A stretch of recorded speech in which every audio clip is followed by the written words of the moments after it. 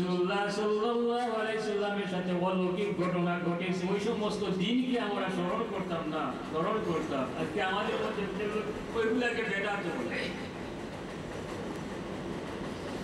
বলে এগুলা ঠিক না করা। এগুলা আরো কত বেদাত আছে। রসুলের ব্যাপারে যদি আপনি কিছু করেন তখন ফতোয়াবাজি শুরু হয়। আর আরো যে কত বেদাত চলতেছে এগুলাতে কোনো ফতোয়াবাজি নেই। ওই যে ওইদিন দেখলাম এক মসজিদের পক্ষ থেকে কি মেলা আয়োজন করা হয়েছে,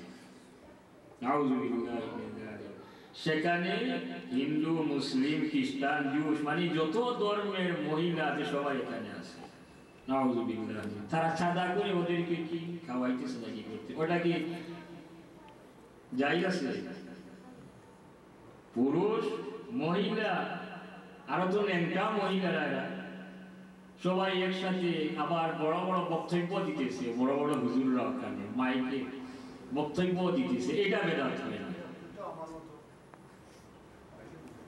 বনভূজন কি বুঝেন অনেকগুলা বের হয়েছে, হুজুররাও যায় সেখানে গিয়ে ইমামতি করে নমাজ পড়ে প্রায় ঘন্টা নিচে ফের হুজুর নমাজ পড়াইতেছে, কিছুও মাথায় নেই। এটা বেদাত না। আর রসুলের জন্য আপনি কিছু করবেন সেটা বেদাত হয়ে যায়। তখন তাদের ফতোয়াবাজি শুরু হয়ে যায়। কত কিছু করতেছে এগুলোর ব্যাপারে কিছু বলে না। ওই যে আমাদের সমাজে অনেক কুসংস্কার দেখা দিয়েছে। আমরা রসুলের মহব্বত দাবি করি, রসুলের উম্মত দাবি করি, আর রসুল যেগুলা নিষেধ করেছেন, রসুল যেগুলা নাপছন্দ করেছেন ওইগুলো আমরা করতেছি কিনা। ওই যে আমাদের এখানে বাংলাদেশি যারা আছে তারা কত ধরনের সমিতি কমিটি কত কিছু আছে, করে কি জন্য? বনভূজন করবে কি যত রকমের কুসংস্কার আছে সবগুলা। এই জন্য আমাদের ঘুষ করতে হবে, শুধু ঘুষে কিছু করলে হবে না। আর মুসলমানদের এই জন্য এত অবনতি। মুসলমানদের অন্তরে যতক্ষণ পর্যন্ত আল্লাহর হাবিবের প্রতি মহব্বত না আসে ততক্ষণ পর্যন্ত মুসলমানরা মুক্তি পাবে না। আর যত ইবাদত করুন, নামাজ পড়ুন, কিছুই কাজে আসবে না। তো রাসূলুল্লাহ সাল্লাল্লাহু আলাইহি সাল্লাম কোরআকে রওনা হয়ে গেলেন, মসজিদে হারাম থেকে রওনা হয়ে কিছু জায়গা যখন গেলেন সেখানে দেখলেন একজন লোক সাদা ধবধবে কাপড় পরনে এবং তারা বীজ বপন করতেছে, সাথে সাথে কাটতেছে, আবার মাড়াই করতেছে, এইভাবে সব কিছু করতেছে। হুজুর আকরাম সাল্লাল্লাহু আলাইহি সাল্লাম জিবরিল আমিনকে জিজ্ঞাসা করলেন, হে জিবরিল এরা কারা? জিবরিল আমিন বললেন, ইয়া রাসূলুল্লাহ এরা হইল আপনার ওই সমস্ত উম্মত যারা দুনিয়াতে থাকা অবস্থায় আল্লাহর রাস্তায় সদকা খয়রাত করেছে, মসজিদে সাহায্য করেছে, গরিবকে সাহায্য করেছে, মাদ্রাসায় সাহায্য করেছে, এইভাবে আল্লাহর ওয়াস্তে তারা যে সদকা করেছে ওই সদকা তাদের এই সদকাগুলো আল্লাহ পাক রব্বুল আলামিন এইগুলোকে এইভাবে বর্ধিত করতেছেন। সুবহানাল্লাহ। সুতরাং আপনি যখন ফিরত যাবেন, ফিরত গিয়ে আপনার উম্মতদেরকে সদকা করার জন্য উৎসাহিত করবেন। সুবহানাল্লাহ। হুজুর আকরাম সাল্লাল্লাহু আলাইহি সাল্লাম এখান থেকে আরো কিছু অগ্রসর হলেন। অগ্রসর হওয়ার পরে দেখলেন যে একদল লোক, তাদের পেট খুব বড়, চলাফেরা করতে পারতেছে না, আর শুধু ব্যাগের মধ্যে মাল ঢুকাইতেছে, কিন্তু এগুলা বহন করার তাদের কোনো ক্ষমতা নাই, বহন করতে পারতেছে না, এরপরেও ঢুকাইতেছে। হুজুর আকরাম সাল্লাল্লাহু আলাইহি সাল্লাম জিবরিল আমিনকে জিজ্ঞাসা করলেন, এরা কারা?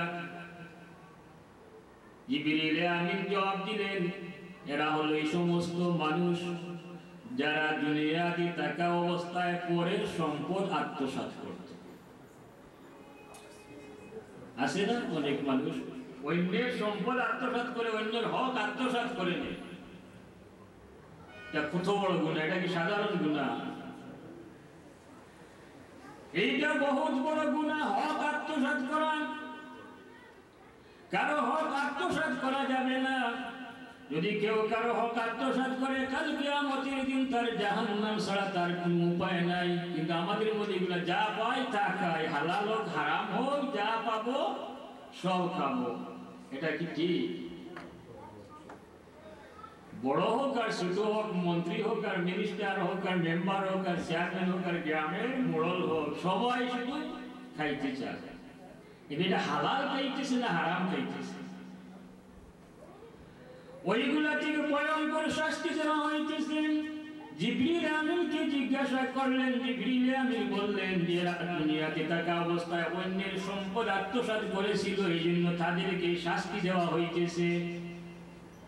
ওরা তো আত্মসাৎ করেছিল, এই জন্য তাদেরকে শাস্তি দেওয়া হইতেছে। যারা অন্যের সম্পদ আত্মসাৎ করে, অন্যের হক আত্মসাৎ করে, ওদের পক্ষে যদি কেউ কথা বলে তাহলে সে কি মাফ পাবে? চুরকে যে সাহায্য করে সেও চুর না, চুরকে যে সাহায্য করে সেও চুর। এই জন্য কথা বলতে হলে হিসাবে বলতে হবে। হুজুর আকরাম সাল্লাল্লাহু আলাইহি ওয়াসাল্লাম আরো কিছু দূর যখন অগ্রসর হলেন, তখন দেখেন একদল লোক শুয়ে আছে এবং তাদের মাথার মধ্যে পাথর দিয়ে আঘাত করা হইতেছে এবং তারা চিৎকার দিতেছে। হুজুর আকরাম সাল্লাল্লাহু আলাইহি ওয়াসাল্লাম বললেন, এ জিবরিল এরা কারা? জিবরিল আমিন বললেন, এরা হলো এই সমস্ত লোক যারা দুনিয়াতে থাকা অবস্থায় নামাজ পড়তো না, নামাজের সময় গল্প গুজব করে সময় কাটায়। নাউযুবিল্লাহ। এরা দুনিয়াতে থাকা অবস্থায় নামাজ পড়তো না, নামাজের সময় গল্প গুজব করে কাটাইতো, এই জন্য তাদেরকে শাস্তি দেওয়া হইতেছে। হাদিস শরীফের মধ্যে এসেছে, কাল কিয়ামতের দিন জরিস নামে একটা সাপ বের হয়ে আসবে। হুজুর আকরাম সাল্লাল্লাহু আলাইহি ওয়াসাল্লাম তাকে জিজ্ঞাসা করবেন, হে সাপ, তুমি তো এখন আসার সময়, তুমি এখন কেন এসেছো? তখন বলবে যে আমি 5 দল লোককে জাহান্নামে নিয়ে যাওয়ার জন্য এসেছি। নাউযুবিল্লাহ। 5 দল লোককে জাহান্নামে নিয়ে যাওয়ার জন্য এসেছি। একদল হলো যারা নামাজ পড়তো না, যারা মাতা পিতার অবাধ্য ছিল, যারা যাকাত আদায় করতো না, এইভাবে 5 দল লোককে জাহান্নামে নিয়ে যাওয়ার জন্য এসেছি। হুজুর আকরাম সাল্লাল্লাহু আলাইহি ওয়াসাল্লাম অর্ডার দিয়ে দিবেন, যাও নিয়ে যাও। তো জিবরিল আমিন বললেন, এরা দুনিয়াতে থাকা অবস্থায় নামাজ পড়তো না।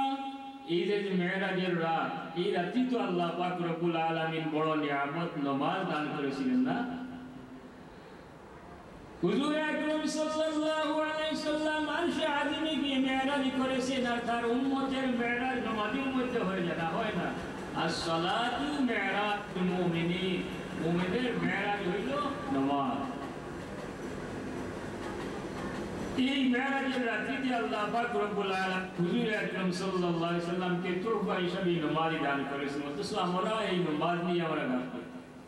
আমরা নামাজ পড়ি না, অনেকে কাজের ঝামেলা, কেউ আছে টিভি নিয়ে গল্প গুজরে পার্কে বসে সময় কাটায়, বাচ্চাদেরকে নিয়ে পার্কে বসে সময় কাটাইবে, কিন্তু নামাজ পড়ে না।